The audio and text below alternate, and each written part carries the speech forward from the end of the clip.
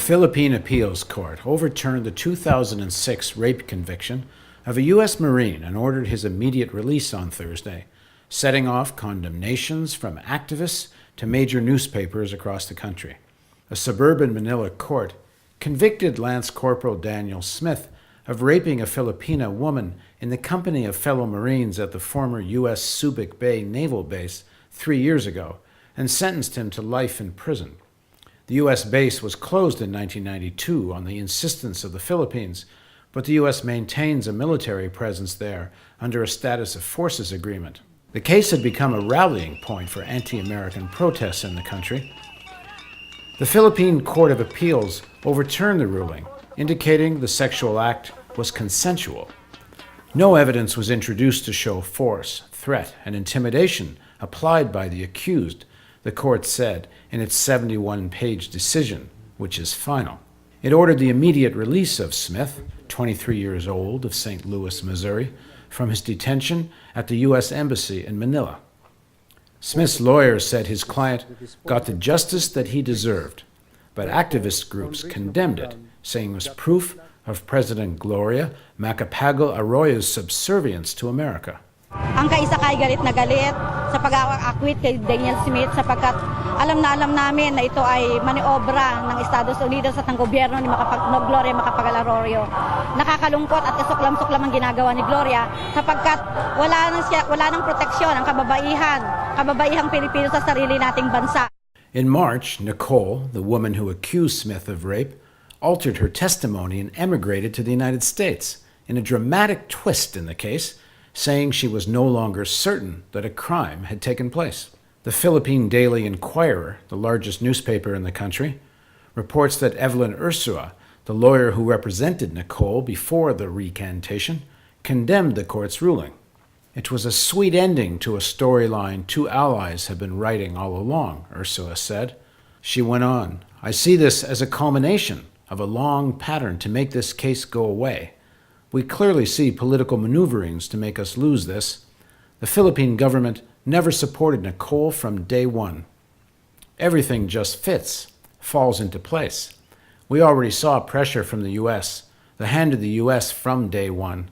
We also saw how the Philippine government gave in to the pressure." The high-profile case prompted Washington to threaten to call off large-scale exercises with Manila until Smith was transferred to a detention center within the U.S. Embassy. The lawyer Ursula took exception to part of the ruling that said the prosecution had failed to prove force, while Smith was with an intoxicated Nicole inside a moving van at the Subic Bay Freeport. Ursula said, "We do not agree with that because you have to take into context that Nicole was severely intoxicated. She tried to resist, but she was too intoxicated." In the lower court, in proving rape against Smith, the prosecution had shown the evidence that Nicole was too drunk to have consensual sex when she was with Smith on the night of November 1st, 2005. The appeals court found that it wasn't rape, but a spontaneous, unplanned, romantic episode stirred by alcoholic drinks. The reversal sets a discouraging precedent for other rape complaints, Ursula said. It will discourage victims from reporting and pursuing their cases. This will influence trial courts and how they look at cases of similar circumstances where the victims are in a state of intoxication, said the lawyer. The Philippine Daily Inquirer reports that Senator Francis Pangilinan said he was disturbed by the ruling and wondered if Nicole's highly questionable recantation had a heavy impact on the court. It must be remembered that the recantation of Nicole was facilitated by lawyers of the accused. One cannot help but wonder if all that was done in order to lay the groundwork for this acquittal. The acquittal raises more questions than answers. Senator Francis Escudero said Smith's acquittal was unfortunate and only reinforces our position that the U.S. Visiting Forces Agreement carries too high a social cost and should be immediately abrogated. We believe this is as good a time as any to act decisively and finally abrogate the VFA. The time for debate and discussion is over. How many Nicoles must there be for us to realize that sovereignty should be absolute and non-negotiable?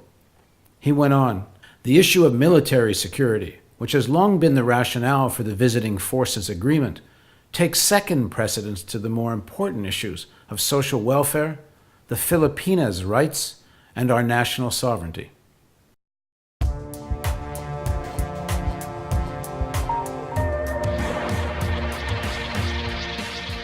There are times when reality just asserts itself.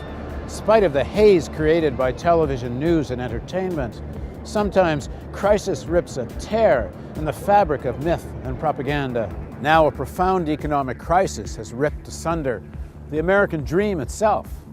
Millions of people losing jobs and homes. They lack proper health care and any real sense of security. Since 2001, workers' wages have fallen or remained stagnant, even though worker productivity has risen almost 33%.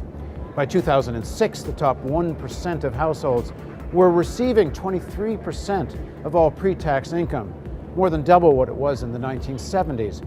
It's the greatest concentration of income since 1928. As unemployment rises, we need to know why this crisis is happening and what we can do to defend ourselves. Why are wages so low? Why is the society so laden with debt? Is it in ordinary Americans' interest to have $1 trillion military budget to project power across the globe? Corporate television news won't ask these questions, let alone try to find answers. Only a truly independent news network can tackle these questions with courage and with ordinary people's interests in mind. We need a news network that's independent of corporations, governments, and political parties. We need the real news. But there won't be a real news network unless we raise substantial funds right away. The current financial crisis has hit our funding hard. Together, we do have the power to turn it around. There are already hundreds of thousands of people watching the real news every month. If everyone pitches in, we can build an internet and cable television network that will change the face of media forever. You can organize house parties, talk to friends at school and at work, send email blasts and spread the word. Distribute this video to everyone you know. Pick up the phone and call a few friends and suggest they visit therealnews.com. Invest just 10 minutes a day to ask friends and colleagues to join the campaign to create a truly independent source of internet and television news. Together, we can build this network. Just 50,000 people at $10 a month gets us to our first level of sustainability. You can help us reach this goal, and when we do, we'll move to television in millions of homes across North America. Help us reach an audience in the millions. Please contribute generously. Spread the word. Let's make the Real News television network a reality.